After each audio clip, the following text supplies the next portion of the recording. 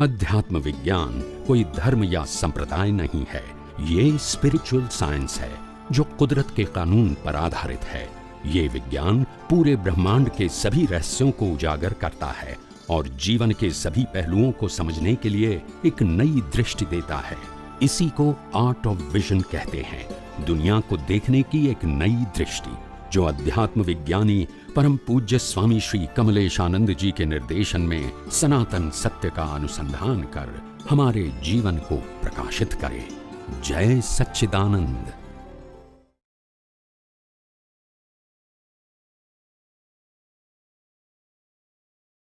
जी जय सच्चिदानंद। स्वामी जी, एक सवाल है, दान, उत्कृष्ट दान कौन सा होता है? दान उत्कृष्ट कौन सा होता है? Very good. ये आपने दान के ऊपर जो प्रश्न पूछा, तो मेरे मन में तो वैसे दान के बारे में बहुत सारे बातें, नया विजन मेरे अंदर है अभी, तो मैं पहले एक्सप्लेन करता हूँ ताकि दान का जो सब्जेक्ट है वो कंप्लीट हो जाए। तो पहले तो सबसे बड़ी बात यह है कि वैसे तो अभय दान श्रेष्ठ है और अभय दान ज्ञान दान के बिना नहीं होता है। तो अभय दान श्रेष्ठ है सब्जेक्ट टू ज्ञान दान। और दूसरा जो दान श्रेष्ठ है ज्ञान दान के अलावा, उसके अंदर है आहार दान, औषध दान, लक्ष्मी दान, और जो कुछ जरूरत की चीजों होती है वो दान भी एज अ ह्यूमैनिटी, वो अच्छी बात है। ह्यूमैनिटी, मानवता जिसको बोलते हैं। उसके अंदर मैंने और एक कैटेगरी निकाली है कि हम प्राणियों को खाना देते हैं, पानी देते हैं, बचाने की कोशिश करते हैं। वो क्या है? एक गरीब को खाना देना और एक प्राणी को खाना देना, इसमें क्या डिफरेंस है? आप समझे कि नहीं? हाँ, समझ रही है। तो दोनों में डिफरेंस तो होना चाहिए। तो कोई भी प्राणी को जो आप खाना खिलाते हैं या अच्छी सुविधा देते हैं या उसका लालन पालन करते हैं, इसको दया कहते हैं। क्या कहते हैं? दया समझते हैं ना? हाँ। और उससे आपको दया का ओनली पुण्य मिलता है। फक्त आप में जितना दया भाव है उससे आपको क्रेडिट मिलेगी।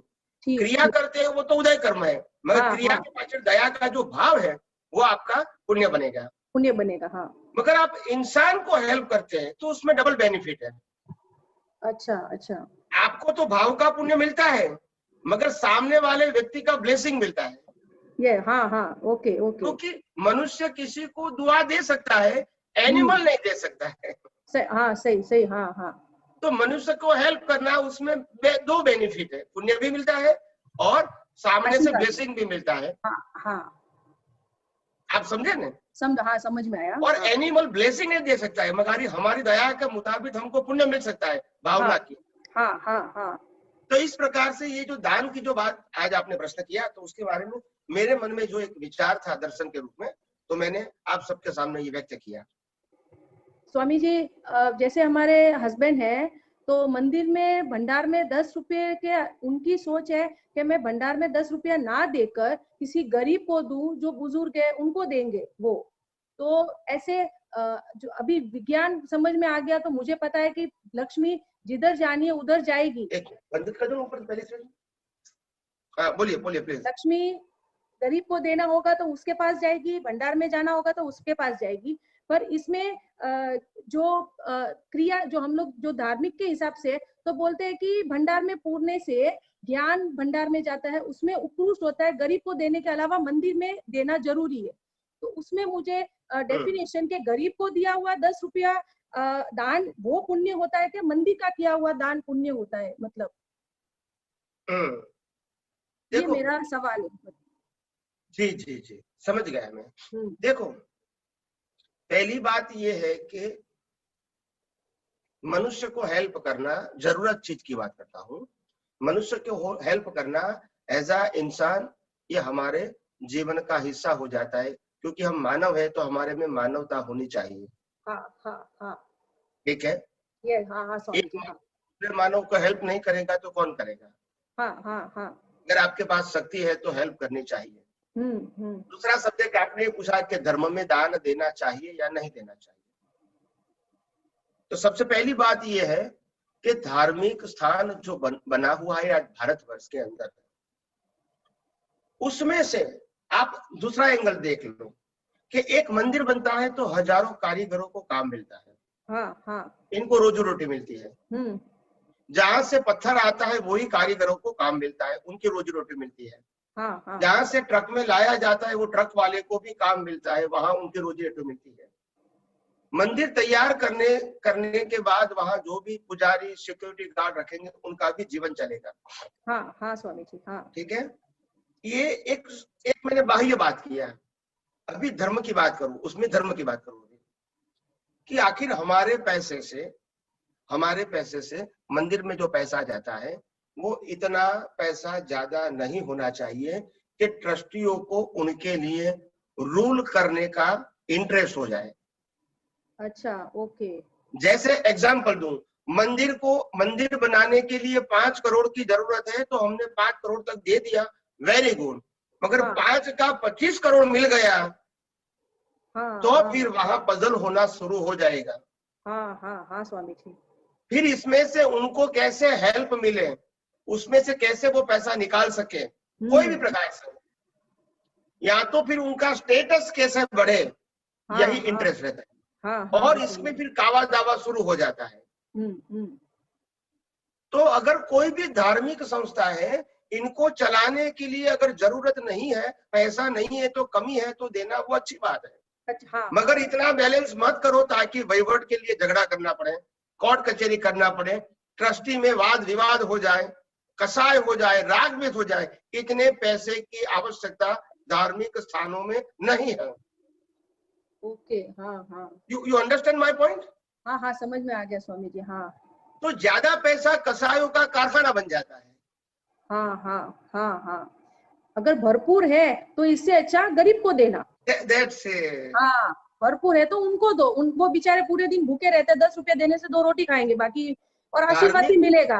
धार्मिक स्थान हमारे लिए पूजा पाठ के लिए, आरती के लिए और शक्ति मांगने का साधन के लिए, अपनी गलतियों को क्षमा मांगने का साधन है, जो साधना का स्थल है।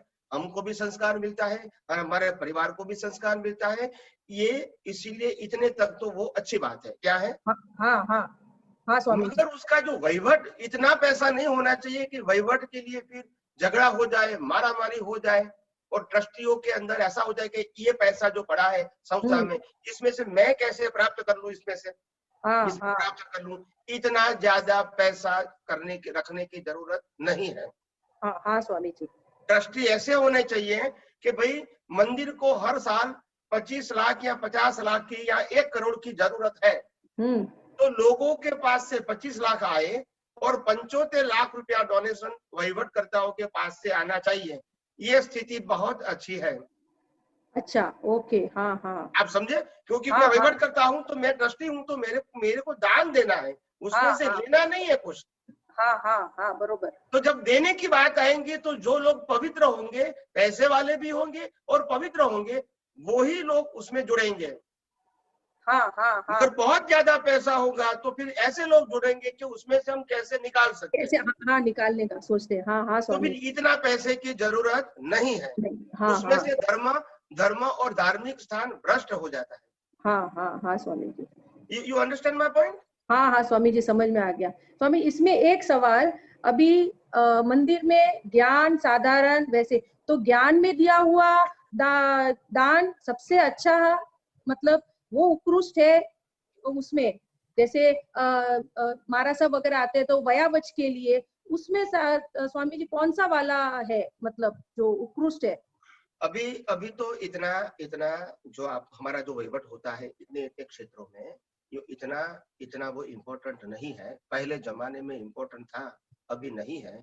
अभी तो क्या करते हैं, अगर भैया बच्चों में ज्यादा जरूरत पड़ी तो एक साधारण खाता होता है, साधारण खाता। हाँ स्वामी जी। अभी भी कोई भी अकाउंट में आप ट्रांसफर कर सकते हैं। हाँ स्वामी जी। तो इसीलिए कोई वो बड़ी बात नहीं है। तो साधारण अकाउंट में से कोई भी अकाउंट में बाकी के 6 क्षेत्रों में आप ट्रांसफर कर सकते हैं। ट्रांसफर हो जाता है। तो इसीलिए कोई साधु साध्वी हमारे सामने, उनको कोई प्रॉब्लम है और इसके लिए कोई दवाइयाँ की जरूरत है और कोई चीजों की जरूरत है, चश्मे की जरूरत है या कुछ ऑपरेशन करवाना है या उनकी जो गाड़ी चलाने वाला, हाँ व्हील चेयर, हाँ होती है वो है, या तो उसको चलाने वाला जो कर्मचारी होता है उनका पगार देना है, उसमें जो कुछ उनको हेल्प की जरूरत है तो हम दे सकते हैं, तो देना चाहिए, क्योंकि हाँ, हाँ, एक्चुअल एक्सपेंस है। हाँ हाँ स्वामी जी, हाँ इसमें कोई जगह स्टोरेज नहीं होगा। नहीं नहीं नहीं नहीं, हाँ हाँ आप समझे ना? तो नहीं, मैं ज्यादा पैसा जो इकट्ठा करते हैं वो कॉन्सेप्ट करेक्ट नहीं है। हाँ हाँ हाँ स्वामी जी, मेंटेन करने के लिए जरूरत है उतना मिलना चाहिए, और अगर कम है तो हमको जितनी हो सके इतनी हेल्प करनी चाहिए मेंटेन हाँ, करने के लिए। हाँ हाँ मगर स्वामी इतना जी, सेविंग मत कर लो ताकि फिर उसको बचाने में, वहीवट करने में फिर कोर्ट कचहरी केस हो जाए, झगड़ा हो जाए, कसाई का कारखाना बन जाए। इतने पैसों की जरूरत नहीं है। हाँ हाँ स्वामी जी, समझ में आ गया, समझ में आ गया स्वामी जी। हम्म? हाँ हाँ हाँ, जय सच्चिदानंद स्वामी जी। जय सच्चिदानंद, जय सच्चिदानंद, जय हाँ। श्री